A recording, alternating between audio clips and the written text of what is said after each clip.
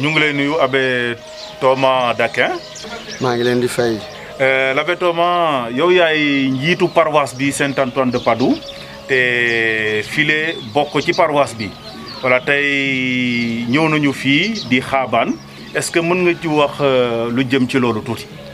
ah ni ma ko waxee ci njalbeenu mees bi ba ñu Monseigneur waxee ni dafa fas yéene ñëw ba fii ndax taseeg nun nemmeeki sunu baneex bu rëy lañ ci am yëg nañu ni ñu koy waxee ci téere yi yàlla fàttewuñu yëg nañu ni sunu kilifa mu ngi bàyyi xel ci ñun ba léegi mu ngi ànd ak ñun ñëw na nag mëttali la mu dige loolu mbégte bu amul dayoo dañ ci am bu fekkee ni nekk nañu file suñu kilifa bàyyi léppam jóge fu sore ñëw ba fi nun dab si nu toog ak nun ñaan ak nun séddoo ak nun kàddu loolu sant yàlla rek lañ ci mën a def.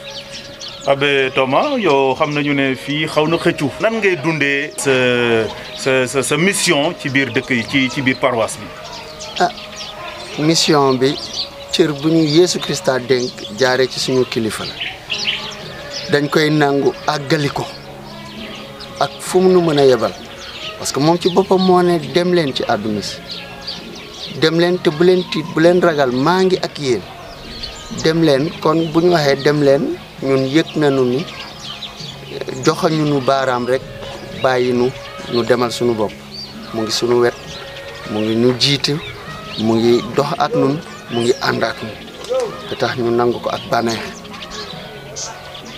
amuñu nag luñ ci rëccu parce que bu ma sañee sax ab bu kàddu sama benn mag ci labbe dafa ni dëkk fu du sori mu ne dëkk du naxari dëkk dañ koy neexal ba tax ñun en tout cas gis nañu suñu bopp ci fu ñu ne weetunu ñàkkuñu dara am nañu lépp.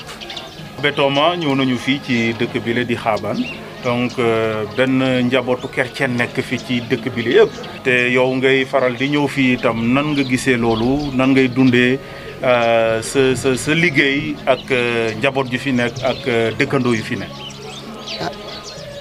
ci nekk nu nit kese léeg-léeg suñu yaram mën na diis suñu tànk diis bëgguma wax trop wàllu teyal waaye yee léeg-léeg ñu yëg diisaay terewul nag teewaayu borom bi diñu yëkkatiwaat te sañ naa wax tey ni saa bu ma fiy ñëw man dafa mel ni beneen kattan en tout cas beneen ruux mooy nekk ci man ba duma ci tayal yoon wi metti na mos ngeen ci tuuti yéen ñi ànd ak ñun ñu ngi leen di gërëm d'ailleurs ci occasion bi di sant yàlla bu baax a baax di ñaan liggéey bi ñu leen dénk feeñal ba bët yi di gis waaye itam addu ba nopp yi di dégg ni jàngu bi di dundee ci Thiès loolu lu jara sante yàlla la te ñuy dénk borom bi mu barkeel seen liggéey. ñëw fi ni ma ko waxee vraiment dañ ciy am cawarte parce que ñi ñu fekk si ñoom won nañu wala ji nañu lu tax ba ñun amatuñu droit yogorlu au contraire loolu daf ñuy làbbali di ñu caw di ñu karwaas ba ñu xam ni ah ñii itam dañoo am ak dañoo am gëdd dañoo am wàll ci li Christa de santaane kon ñu ñëw ba ci ñoom ndax jottali leen itam li leen borom bi jagle. waaw l'abbé Thomas donc ñëw nañu ci dëkk bi li nga xam ne benn famille chrétienne moo fi nekk boo amoon benn message bi ngay addu wala njaboot gi wala nga addu ko ñëpp ñi nga xam ne mel na ni ñoom ban kàddu lay doon ci Noël bi la. ah ci Noël bi la de wéy di wone xar kanamu leer parce que Christa leer lañu indil moom moo di leer gi dëgg jàmm lañu indil moom moo di jàmm ji dëggantaan cofeel lañu indil te sédd nañu cofeel googu le mu jëlee ci baayam moo tax kàddu yooyu rek laa leen di bàyyil ñoom toujours bés bu ne dafa war a doon bésu féddali li nu yàlla di defal ni ki teraanga moo tax ñoom toujours dama leen di wax ni jàpp leen bu dëgër bu leen yox yox yi gëm leen ni yàlla a ngi ak yéen te du leen bàyyi bés bu ne dina def ñuy feeñal anam yi mu nuy maye kattanam yi mu nuy dundalee ci sunu fit ak ci suñu ngëm moo tax sànq ma sañ a wax ni ñun dañoo war a wasin Christa mu juddu ci suñu njaboot ci suñu gox ci suñu diggante ak suñuy morom ba ñoom itam jaaree ci li ñuy gis ci ñun ñu xam ne ah wax dëggantaan ñii de ki ñuy topp naxu leen wala fi ñu jàpp dëgër na kàddu yooyu toujours ma wax leen ko xëy na du doon ni ma ko waxee léegi tey nii mais toujours dama leen di feddali di leen encourager pour ñu gën a yokk seeni jéego par rapport ak li nga xam ne ñoom ñu ngi koy def déjà. Abbé Thomas Daquin maa ngi fàttali ne yaay borom këru paroisse Saint-Antoine de Padoue fii ci Xaabaan fa la bokk. mu lay gërëm bu baax a baax. merci man maa ngi leen di gërëm yàlla nañu yàlla may jàmm ak wér bés bu ne.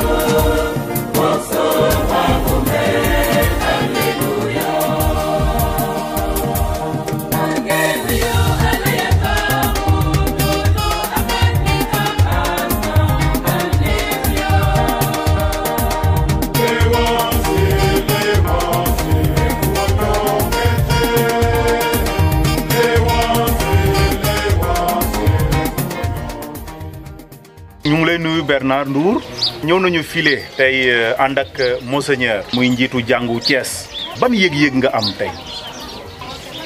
mën naa wax ne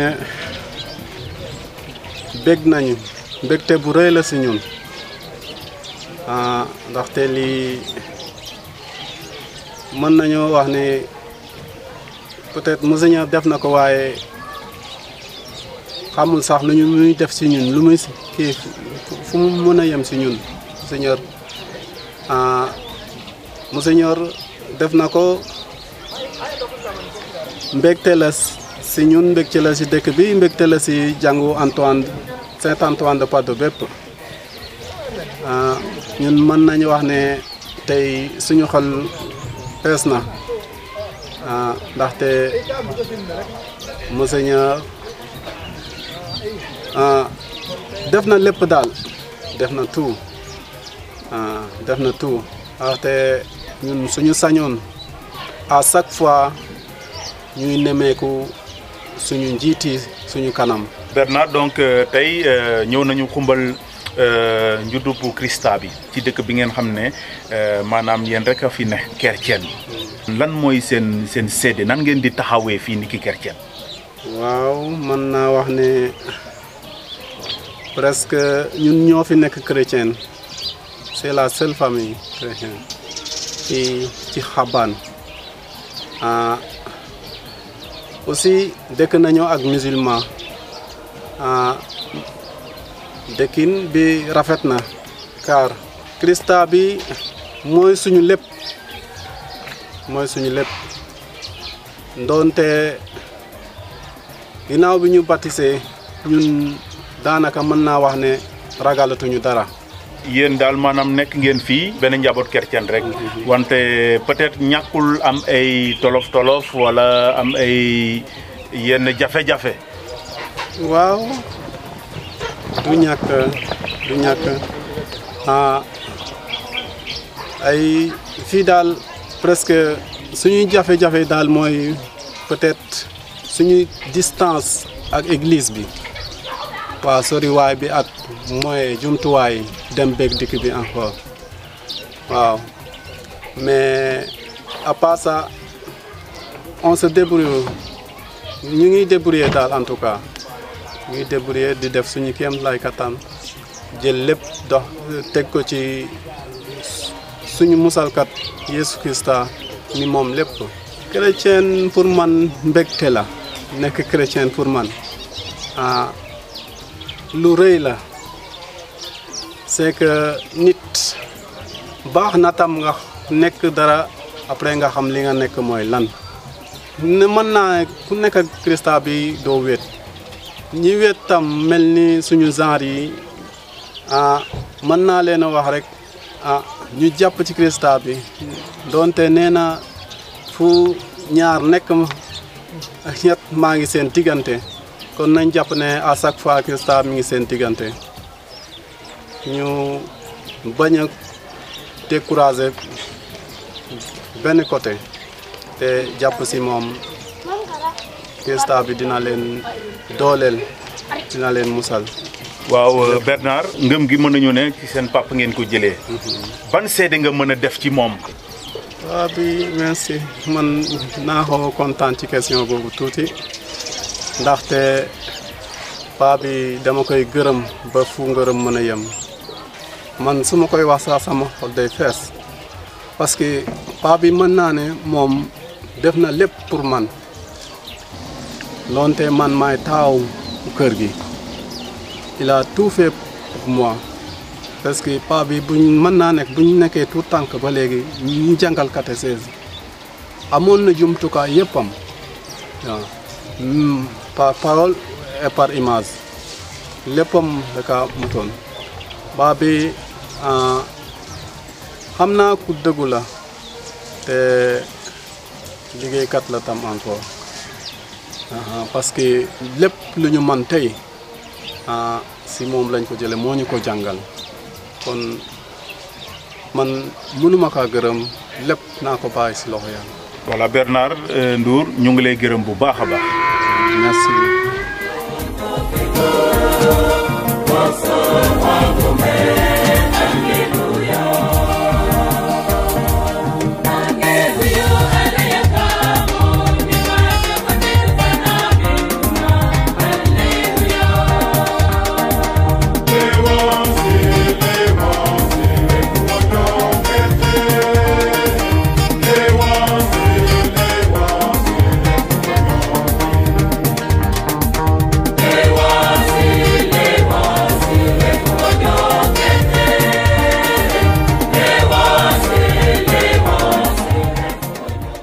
ma ñëw nemmeeku njabootu chrétien bi nekk fii benn njabootu chrétien te kër gi sax mandargal na ko ak croix bu rafet bu ñu samp fii pour wane ne fii Krista am na fi kër te mu tombe ak Noël loolu moo nekkoon sumay tànk fii nemmeeku chrétien yi fii te ma yaakaar ci dëgëral seen ngëm bu baax seen cawarte ci yoon wi dolli leen bànneexu nekk chrétien bànneexu gëm ci Christa bi ak li muy jur ci nun ni ñu ko déggee ci téere yi ci njuddu Christa bi yàlla may nañuy wàll ci dundam ci yelleefam dund bi war a feeñ bi war a sax ci sunu xol ba ca dund ga dul jeexi loolu la fàttali chrétien yi ndax dolli leen cawarte ak bànneex ci bésu Noël bi de.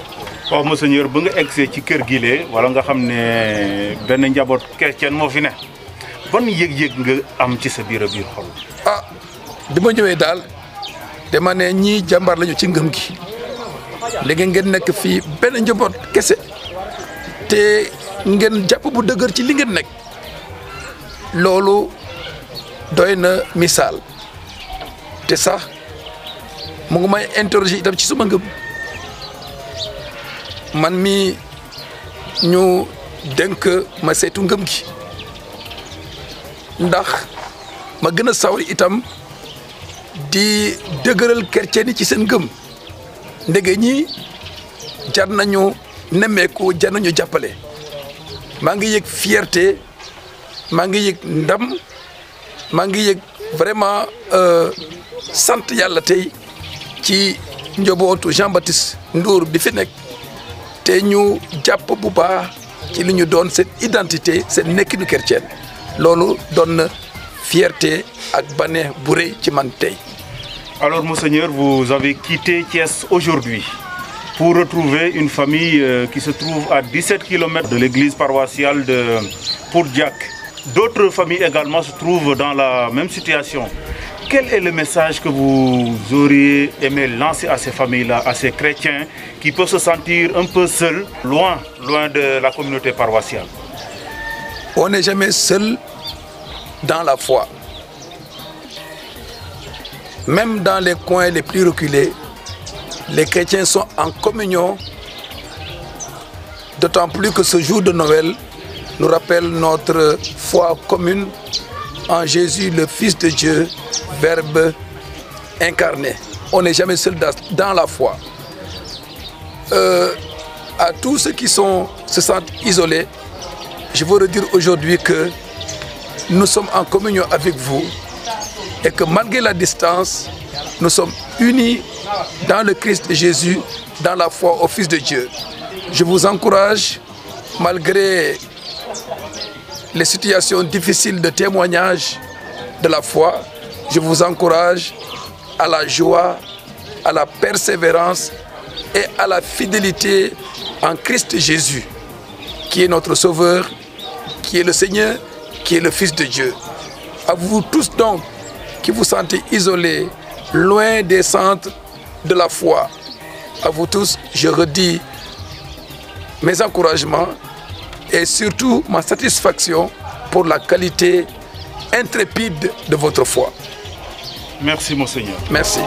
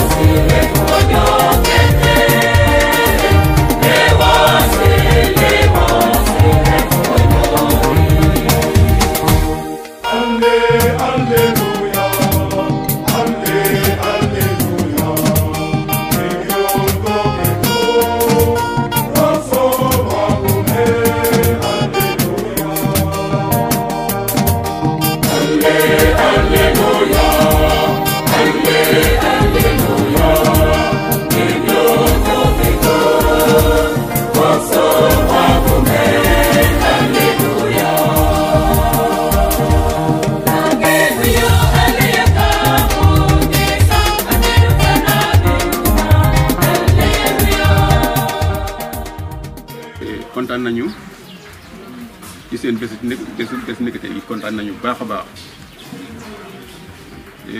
sama rakk yi yàgg na koy baax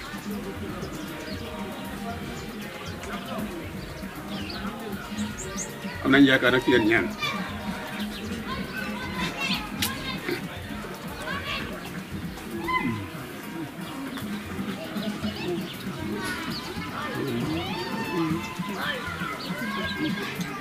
maa ngi leen ñaanal lépp lu ngeen ñaan yéene la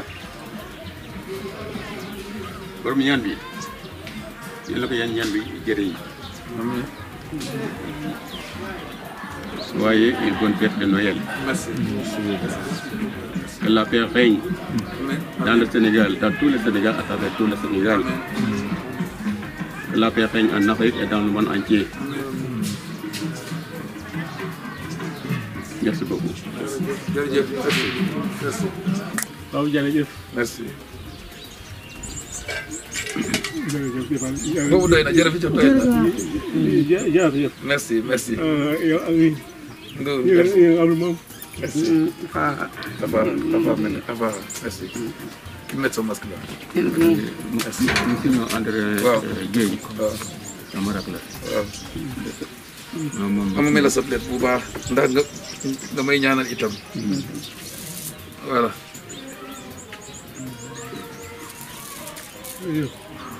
voilà.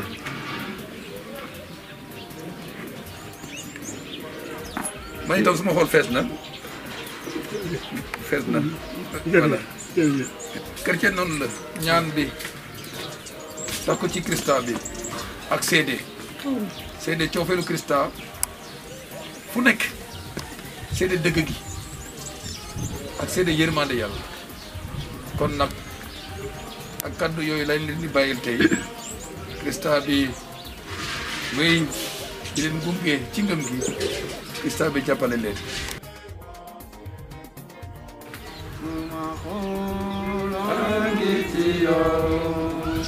Suma penti yorane Ibanana suma dundake Elmanu elmuselami Barampi yorane Suma khona gitiyo Suma penti yorane Ibanana Madunda